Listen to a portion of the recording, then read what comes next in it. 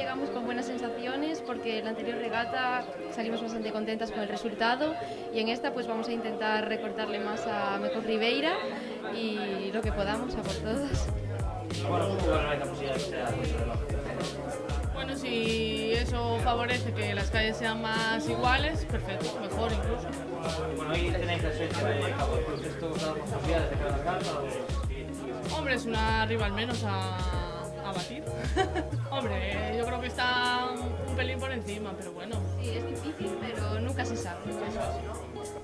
Bueno, chegamos con ganas, unha regata do pueblo, onde quedamos con ganas de máis na regata da casa e, bueno, hoxe outra regata na casa, organiza Mecos e con ganas de facer un bo papel.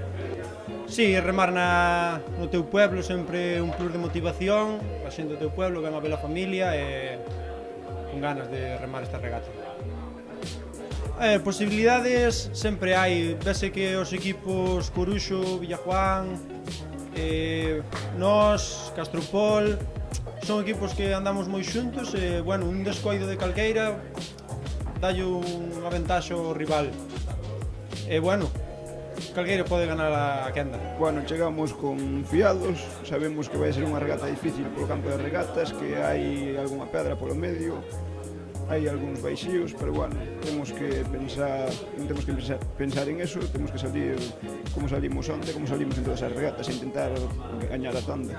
Noso objetivo é gañar a tanda. Home, eu creo que se fora en contrarreloxo sería máis iguales para todos os equipos, porque creo que hai calles que se ven bastante perjudicadas polas pedras que pode haber no medio.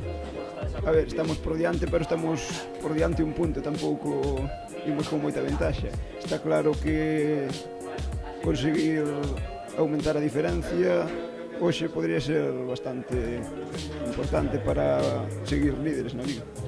No, eu creo que o favorito sigue sendo Meira, máis que nada por objetivos, no? E por o ano pasado tamén foron os favoritos, ao final ganou Ares, este ano eu creo que siguen sendo os favoritos. Bueno, a ver, unhas sensacións parecidas ás que levamos, cada vez nos vamos atopando mellor, que era o esperado, e, bueno, partindo de que somos un equipo con bastantes chavales xóvenes que necesitamos pois un rodaje e sobre todo aprender a competir, pois cada día pois creo que estamos dando pasos pequenos pero constantes.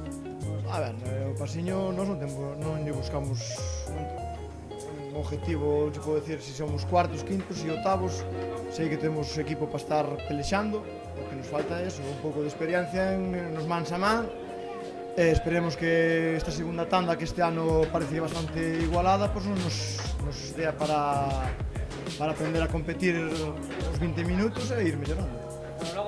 A ver, visto desde a trenera de Vilaxoán, da Bordo, Castropol veus anos a calle, e Coruxo tamén, pero bueno, é o de sempre. Os árbitros teñen o criterio que teñen, veñen polos cartos, porque non son árbitros nin son nada, e bueno, creo que quitarlle 5 veces a bandeira blanca a un barco fala por si solo, pero bueno, o criterio que teñen é ese, non teñen vara de medir, fora, non hai máis que rascar. Tivo culpa Castropol ou Coruxo?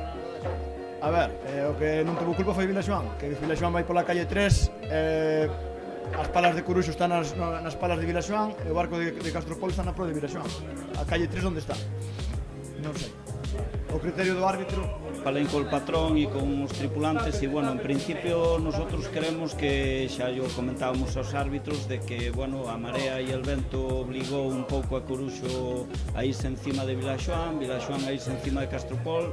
Nosotros estábamos limitados, xa sabedes a movida que houve antes da regata, estamos limitados por a boia roja que nos impedía irnos del noso campo, e nosotros o que fixamos foi mantener a nosa calle, porque non temos por que irnos coa corriente e col vento e, vamos, non hai lugar a polémica, creo eu. Lo que pasa que, bueno, algunha queixa de xente que iba dentro da embarcación, pues, bueno, dos outros clubs, que, claro, vense que bueno, que quizás, pues, nosotros al mantener a calle, pues, elos, claro, ian, digamos, encima nosa, ¿no? Pero, bueno, eu creo que polémica non ten que haber. Bueno, polémica sí, porque el árbitro indicaba a Castropol que se fose pas pedras e bajo ningún concepto, vamos.